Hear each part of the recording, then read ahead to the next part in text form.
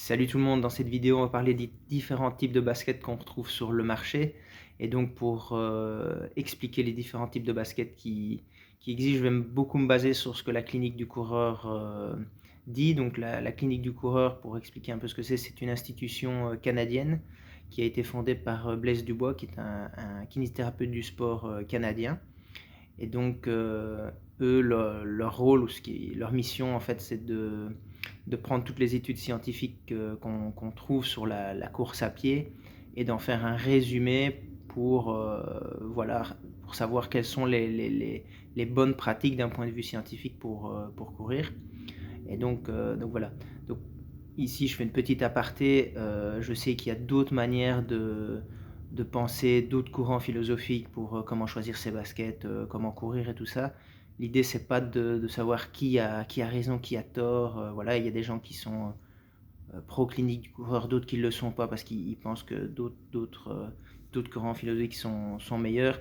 Voilà, je ne suis pas ici pour dire un tel a raison, un tel a tort. Voilà. Donc voilà, donc cette vidéo va être beaucoup basée sur ce que la clinique du coureur conseille. Pourquoi? Parce que j'ai fait des formations chez eux et je travaille depuis 9 ans et demi maintenant dans une boutique spécialisée qui est labellisée clinique du coureur. Donc c'est, on va dire, ma formation. Je sais qu'il y a d'autres courants de pensée, pour ne pas les citer, Volodalen. Je n'ai pas fait de formation chez Volodalen, donc je ne peux pas parler de ce qu'ils prônent et de ce qu'ils racontent. C'est un objectif en 2025, c'est de faire les formations chez eux pour voilà, un peu comparer et enrichir un peu mon bagage et mon esprit. Voilà, donc ici, ça va être beaucoup basé sur la clinique du coureur. Voilà, vous prenez ce qu'il y a de bon à prendre, vous laissez ce qui ne vous convient pas et vous faites votre propre popote. D'accord? Donc la clinique du coureur, elle classe les chaussures par rapport à ce qu'elle appelle un indice minimaliste. Donc elle classe les chaussures de 0 à 100. 100% d'indice minimaliste, c'est courir pieds nus. 0% d'indice minimaliste, c'est courir avec la chaussure la plus maximaliste qu'on puisse trouver. D'accord? Voilà. Et donc, pour évaluer chaque basket et la placer sur son indice minimaliste, la clinique du coureur se base sur 5 critères. Donc, pour, euh, pour expliquer tout ça, voilà, pour illustrer un peu mon propos, je vais parler par rapport au livre que Blaise Dubois a sorti. Donc, ça s'appelle La clinique du coureur. C'est donc le livre que Blaise Dubois a écrit. C'est vraiment un livre, si vous ne l'avez pas, qui est super. Mais vous voyez que c'est quand même une belle brique. Il y a énormément d'informations intéressantes sur la course. Voilà, et donc si vous regardez page 159, voilà, où on trouve les 5 critères, d'accord, que je vais énumérer ici avec vous. Voilà, donc il y a l'épaisseur de la semelle. D'accord, ça c'est le premier critère. Il y a le poids qui rentre en ligne de compte. Le troisième critère, c'est la flexibilité. Donc, flexibilité, qu'est-ce qu'on entend par là? C'est, voilà, on va prendre une chaussure ici. Hop. La flexibilité, c'est le fait que la basket plie d'avant en arrière. D'accord? Donc, plus elle plie, plus elle va avoir des points, on va dire, dans l'évaluation minimaliste. Si elle ne plie quasi pas, on va prendre celle-ci. Celle-ci, elle plie quand même, elle plie vraiment, on le voit, à un endroit. Et donc, elle va avoir moins de points, on va dire, dans l'évaluation. Vous avez le drop. Bon, donc le drop, c'est quelque chose que beaucoup connaissent, donc je vais quand même réexpliquer pour ceux qui ne savent pas. Donc le drop, c'est la différence de hauteur entre le talon et l'avant des orteils. Donc vous avez des chaussures, pour donner un exemple, qui ont 8 mm de drop. Ça veut dire que quand vous avez le pied dans la basket, votre talon est 8 mm plus haut que l'avant de vos orteils. Voilà, c'est une information qu'on retrouve facilement dans les baskets. Sur certaines marques, c'est noté sur la semelle de confort. Ici, on retrouve le drop. Si c'est pas marqué, parfois ça se retrouve à l'arrière de la basket ici sur certaines marques. Sur d'autres marques, c'est pas noté, donc ça, il faut le trouver sur le site internet de la marque. Souvent, ils le mettent vous allez dans la description de la basket et vous allez trouver cette information. Voilà, donc j'ai dit épaisseur, poids, flexibilité, le drop, et le cinquième point, c'est la technologie de stabilité. Donc qu'est-ce que ça veut dire, technologie de stabilité? Maintenant, on le retrouve moins, mais il y a encore quelques années, on avait beaucoup de chaussures avec ce qu'on appelle un renfort anti-pronation dans la semelle. Donc ça voulait dire que la semelle à l'intérieur, sur la tranche interne du pied, je reprends un exemple, j'ai pas de chaussures avec un bloc anti-pronation parce que je cours pas avec ce genre de modèle. Mais voilà, sur les chaussures, ici c'est un exemple, hein, c'est pas une chaussure avec un bloc, mais souvent les corrections de stabilité pour la pronation, donc le fait que votre pied parte vers l'intérieur, ben voilà, il y avait des chaussures avec ce qu'on appelle un bloc anti-pronation, donc la gomme à l'intérieur du pied était plus dure pour essayer pour que votre pied ne parte pas en pronation et donc que ça stabilise votre pied.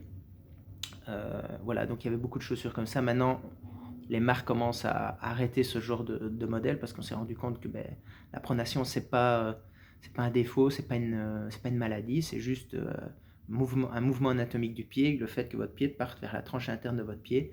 Voilà, il y a beaucoup de gens qui courent avec de la pronation énormément et ils courent avec des chaussures où il n'y a pas de technologie de stabilité dans la semelle et ils ne sont pas blessés. Vous en avez quelques-uns qui sont blessés, et donc là, il y a des choses à faire, soit via enfin des gens qui sont dans le domaine médical qui peuvent les aider, ou euh, les baskets maintenant, ce qu'ils font, c'est qu'ils font des chaussures, ils font plus des chaussures vraiment avec un bloc, parce qu'on s'est rendu compte que ce n'était pas l'idéal. Et donc maintenant, ce qu'ils font, ils ont toute une gamme, enfin les marques ont toute une gamme avec des chaussures, ils appellent stabilité, donc ils élargissent un peu comment dire, la semelle. Donc ils essayent de rendre la semelle un peu plus large au milieu du pied, ils essayent d'évaser un peu la semelle sur les côtés pour essayer d'offrir plus de stabilité, que les gens qui ont besoin de stabilité due à leur pronation ben, puissent trouver quelque chose qui leur convienne. Voilà. Donc, comme je dis, il y a 5 critères que je viens de citer qui permettent d'évaluer les différents types de baskets. Voilà, donc il y a les chaussures maximalistes. J'en montre une ici, voilà. Ça, c'est une chaussure maximaliste. Il y a une énorme semelle, c'est un drop de 8 mm. Pour être minimaliste au niveau du drop, il faut être en dessous de 6. Voilà, donc là, on est plutôt sur une chaussure maximaliste. Vous avez des chaussures qu'on appelle dans le jargon des chaussures de transition. Voilà un exemple. Voilà, là c'est un drop de 4 par exemple. Ça c'est une chaussure qui n'est ni trop maximaliste ni trop minimaliste. Donc c'est vraiment une chaussure, voilà, pour citer un peu sur l'échelle de 0 à 100, cette chaussure-ci est entre 20 et 30% d'indice minimaliste. Celle-ci, on est aux alentours des 50. On la trouve à 48 ou 52% suivant la personne qui a évalué la basket sur la clinique du coureur. Donc voilà, chaussures de transition. Et vous avez des chaussures minimalistes. Voilà un exemple que j'ai utilisé tantôt. Ça, c'est une chaussure que la marque ne fait plus, hein. Voilà, ils ont arrêté ce modèle-là parce qu'on voit c'est une semelle très fine. Avec l'avènement des chaussures carbone, ben, toutes les marques et tous les modèles ont vraiment augmenté d'épaisseur de semelle. Donc ce genre de basket est quand même très difficile à trouver maintenant. Mais voilà, là, on était à 74-75% d'indice minimaliste pour la clinique du coureur, quoi.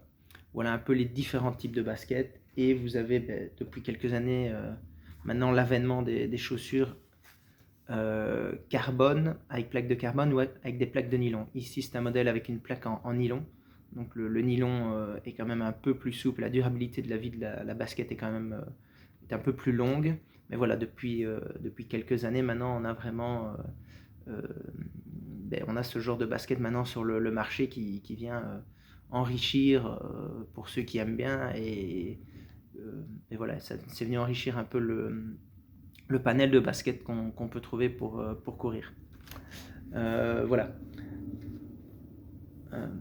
Comment choisir ces baskets, ça je l'expliquerai dans une autre vidéo. Voilà, ici c'était vraiment pour faire une vidéo sur les 3 grands types de baskets qu'on peut trouver sur le marché, et expliquer comment la clinique du coureur les classe comme ça peut donner une idée de comment choisir vos baskets. mais ça je l'expliquerai dans une prochaine vidéo. J'espère que cette vidéo vous a plu. N'hésitez pas à laisser un commentaire, à partager votre expérience. Si vous avez des questions, n'hésitez pas, je peux y répondre et vous aider si je pense avoir des réponses qui peuvent être pertinentes pour vous. Allez, salut, salut!